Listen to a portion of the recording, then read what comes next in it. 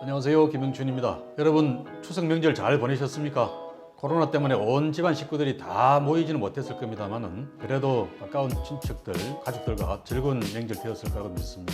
명절 끝나자마자 바로 정치 이야기, 선거 이야기로 김영준 TV 시작해 보겠습니다. 김두관 대선 후보님을 오늘 모셨습니다. 반갑습니다.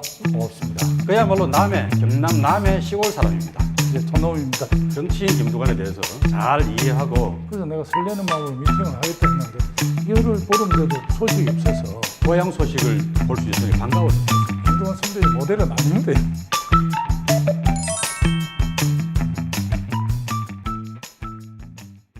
그래서 그 평가가 굉장히 좋았기 때문에 그걸 바탕으로 해서 노무현 대통령이 집권하시면서 김두관 당시 이제 군수님을 처음에는 청와대에서 같이 일하자 이렇게 권유하셨다면서요? 예, 그 조금 소개를 하면 당선되고 한번 불러서 가니까 김우수 청와대 와서 나를 좀 도와주세요 이렇게 했거든요. 그런데 참 건방진 시대가 됐죠. 그냥 대통령 당선자 그걸 좀 그렇다고 해야 되는데 제가 당선자님 저는 청와대를 못 가겠습니다 이렇게 말씀드리니까 약간 놀랄 표정, 약간 어안투로 김우수 청와대는 왜 못 오시죠 이러더라고요. 저한테 하대하지 않았거든요. 청와대 수석 비서관으로 오시라 그런 건데 그렇게 말씀을 드리고 나서 뭐라고 하냐면 당선자님 청와대는 기획력과 아이디어가 있는 사람이 대통령을 보필해야 되는 저는 그런 능력이 없습니다. 부족합니다 하니까 그래요. 그럼 김우수 무슨 일을 하고 싶으면 이리 물어서 야 찬스다 행정자치부 장관 하고 싶은데 이 말을 하고 싶으면 목까지 올라왔는데 어떻게 그때 그런 영리한 생각이 들었는지 모르겠어요. 그렇게 말씀드리는 것은 대통령이 인사권을 제약하는 같은 느낌 딱 들더라고요. 그래서 내가 되돌려서 저는 현장 체제로 야전 체제는 내각에서 일하고 싶습니다. 이렇게 세게 나갔어요. 그래 행자부 장관 된 거 아닙니까? 사실 뭐 내각에서 일하고 싶습니다 이러면은 김두관 군수를 내각에 어디 있을까? 행정자치부밖에 없을 것 같아요 사실. 군수 출신이고. 그런데 뒤에 들으니까 농림수산부 장관이 농림을 시키려고 했는데 그건 너무 어려운 거 시키지 말고 그냥 저 행자부를 하자고 했다고 그러더라고요. 근데 최근에 들으니까 고은 총리도 좀 염려를 했고 문희상 국회의장님도 지난번에 식사를 하니까 고백을 하시더라고요.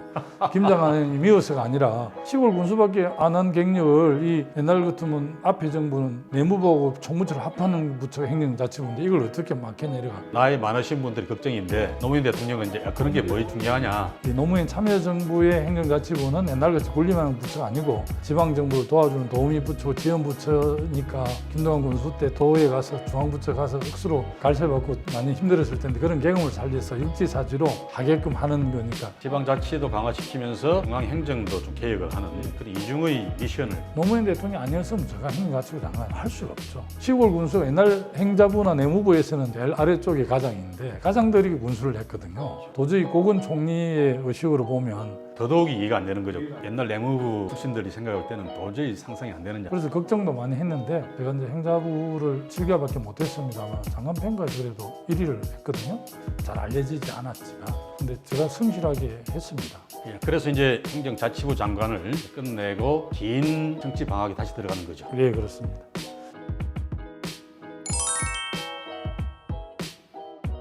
우리가 아까 이야기했던 그 행정자치부 장관 하기 전에 도지사 선거에 당시 민주당 후보로 나가서 떨어지신 거죠. 제가 무소속일 때 경남에서 한 23% 정도 지지를 받았는데 새천년 민주당에 입당하니까 9% 떨어져 버리고 17일 동안 열심히 해서 17%를 얻었어요. 2002년에 그래서 한번 도지사 떨어지고 2004년 총선 또 떨어지고 2006년에 도지사 다시 떨어지고 2008년 총선 떨어지고 연속 4번을 연거푸 낙선을 하고 그런 인고의 시간을 보낸 끝에 2010년도에 드디어 우리나라 역사상 처음으로 경상남도에서 국민의힘 계열이 아닌 후보가 도지사 당선이 됩니다. 그 시절 기억을 다시 되살려보면 저도 이제 2011년도에 부산에 귀향을 했는데 아주 인상적이었던 게 김 지사님이 도지사를 하시면서 경남과 부산을 행정 통합을 하자 이렇게 제안하셨어요. 경남이나 울산에서는 아무래도 약간 꺼려하죠. 근데 그 경남지사가 불경 통합을 하자 이렇게 강하게 주장하셨어요 그때. 그래서 아주 인상적이었던 기억이 납니다. 그때 어떤 결심으로 그렇게 이야기하셨는지. 동남권 강력특별자치도를 생각을 했는데요. 부산, 경남, 울산이 따로따로 가는 것보다는 그래도 부울경이 하나가 되는 게 훨씬 더 도시 경쟁력이 있을 수 있겠다. 국가 경쟁력 시대이긴 하지만 또 세부적으로 보면 도시 경쟁력 시대이기도 하잖아요. 부울경이 하나로 묶으면 중복 투자도 없고 이렇게 해서 제안을 했는데 교통 안정책 이런 거 갖추는 게 좋겠다 해서 제가 제안했던 동남권 강역교통본부를 1년 정도 운영을 했어요. 그러다가 이제 제가 중도에 도지사를 그만두게 되고 저희 후임 도지사가 홍준표 의원이 왔는데 그 기능을 다시 시도를 한원해버렸어요. 그래서 제가 재작년에 해수부 장관 마치고 나와서 아무리 생각해도 지역발전 이것밖에 길이 없다. 당장 행정통합을 하자 그러면은 일이 또 안 될 거니까 경제 공동체부터 만들자. 이런 차원에서 제가 김 지사한테 제안을 했던 거죠. 근데 결과적으로 이번에는 잘 됐습니다. 이번에는 또 당도 다 같았기 때문에 역사상 처음으로 부산, 울산, 경남이 전부 민주당 도지사 시장이 됐기 때문에 또 이 메가시티 사업도 본격적으로 합의가 되고 추진이 될 수가 있었던 것 같습니다. 그런 점에서 이 스타트가 이미 10년 전에 김두관 지사님이 행정통합을 주장하셨던 거기서부터 시작이 됐다. 이 이야기를 하고 싶어서 다시 좀 이야기를 꺼내봤습니다.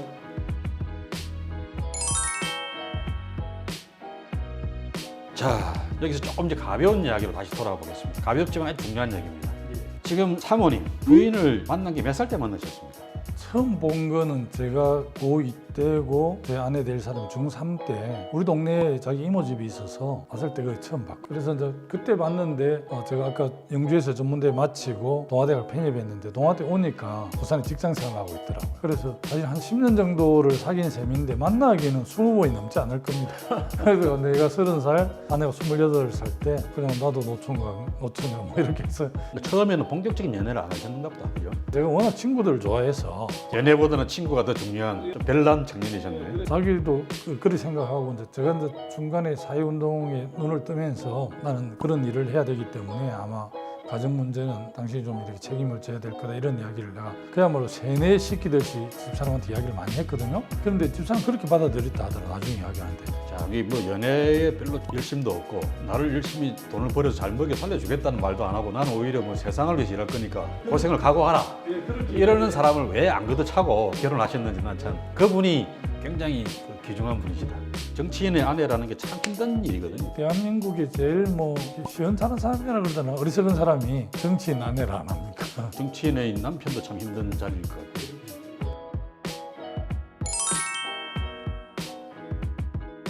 다시 이제 우리 김 후보님 이야기로 돌아오겠습니다. 2012년도에 도지사를 하고 계시다가 도민들 입장에서 좀 느닷없이 사퇴를 하고 대선 후보로 출마를 하셨습니다. 그래서 그 뒤에 뭐 많은 이야기들이 있었는데 이 자리에 빌어서 그때 이야기를 한마디로 딱 정리를 해주시면 어떻게 말씀하시겠습니까?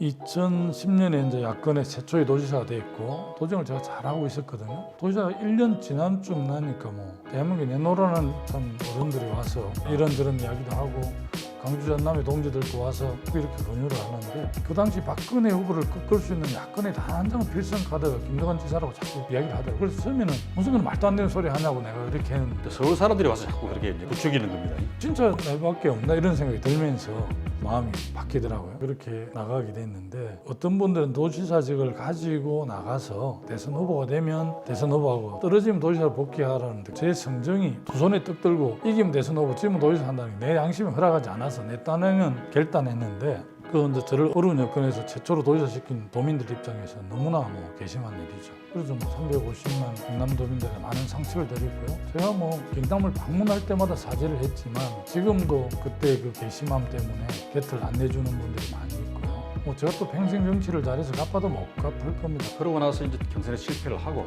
야인으로 다시 돌아갔습니다. 돌아가서 독일로 유학을 1년을 같이 또 하셨어요. 독일 경험이 좋은 공부가 많이 됐죠. 예, 저로서는 소중한 경험이었고요. 유럽 사회를 좀 보고 듣고 느끼러 갔는데 정말 지금 생각해도 잘 간 것 같고요. 독일 지방자치의 모범 국가기도 하고 경제도 모범적이고 중소기업 경제, 복지, 공일 뭐 모든 게 우리 공부할 것 투성이죠. 독일의 시스템이 참 많이 부러웠습니다. 우리도 이제는 다른 당이 했던 정책이라도 정권이 바뀌어도 좋은 정책은 생겨서 마무리해 주는 게 매우 중요하다고 보고요. 사실은 우리는 이제 성자독식의 정치 구조니까 우리는 잘 안 되는데 우리 이번 민주당 대선 경선을 보면 강하고 추진력 강한 사람들이 다 어필해요. 김두관 이런 사람들 고구마 깔아서 안 돼. 인기 없어요. 보니까 우리 국민들이 맨날 싸우지 마라 뭐 다녀보면 노래를 하거든요. 동네 할머니들도 그렇고 제발 좀 싸우지 마라 그러는데 정작 이런 경선 같은 거 할 때 보면은 잘 싸우는 사람을 좋아하더라고요. 또. 잘 싸우는 사람을 주목하고요. 지지하고 좀 이율배반적인 모습입니다.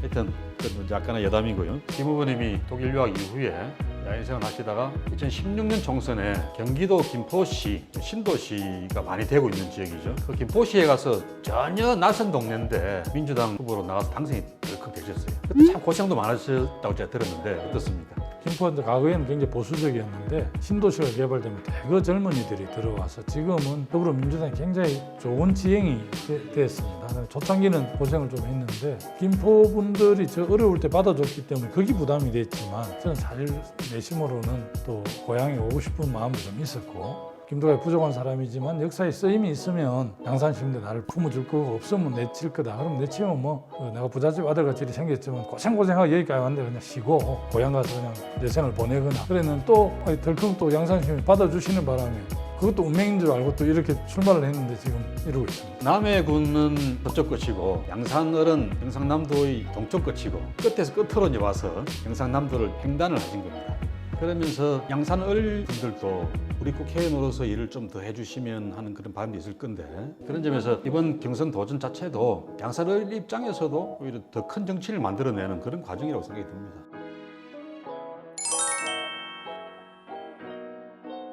자, 이제 오늘 순서 마칠 시간이 다 됐는데요.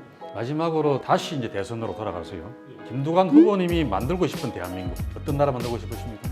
사실은 뭐 차별과 특권이 없는 나라도 만드는 게 기본이지만 저는 그래도 오랫동안 자치분권 영역에서 활동을 해서 서울만큼 지방도 잘 사는 나라를 만들고 싶습니다. 그리고 이 균형 발전을 할 수 있는 시간이 많지 않아요. 20대 대통령 5년 정부가 균형 발전을 할 수 있는 마지막 골든 타임이라고 생각하고 또 저는 이제 몸으로 체화되어 있고 다른 분들도 다 균형 발전 지방 분권을 이야기하지만 집에 인테리어 바꾸는 정도 수준이라면 저는 뭐 대들보를 옮겨서라도 확실하게 새롭게 하겠다는 각오를 갖고 있고 또 제가 경험에서도 나오는 거지만 균형 발전 이 문제만큼은 누구보다 김도갑이 잘할 수 있다. 이것 때문에 이제 출마를 하고 지금 열심히 하고 있는데 뭐 지지율은 매우 낮습니다만 관계없이 열심히 하겠습니다. 이게 포스터입니다. 지금 후보 부산 서면에 후보 사무실이 계신데 외벽에 크게 걸려 있는 이 포스터를 제가 사진 찍어 온 겁니다. 고맙습니다. 서울이 5개, 지방도 잘 사는 나라에 서울이 5개, 각 지방의 서울을 만들자 이 말이었습니다. 그죠? 우리 김두관 후보님의 그런 꿈이 우리 국민 모두의 꿈으로 실현되기를 바라면서 김 후보님의 앞날에도 좋은 일만 많이 생기시기를 빌겠습니다. 마지막으로 인사 한번 해주시죠.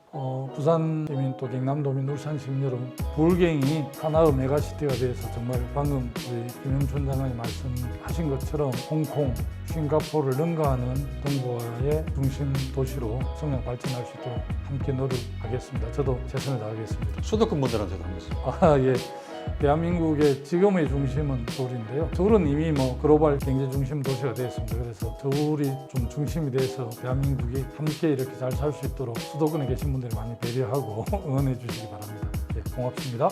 네, 지금까지 김영춘 TV 별사람 김두관 후보 편 1, 2편을 모두 시청해 주신 여러분께 감사드립니다. 이제 9월이 저물어 갑니다. 이제 가을입니다. 여러분 이 가을에 더 건강하시고 좋은 일 많으시기를 빌겠습니다.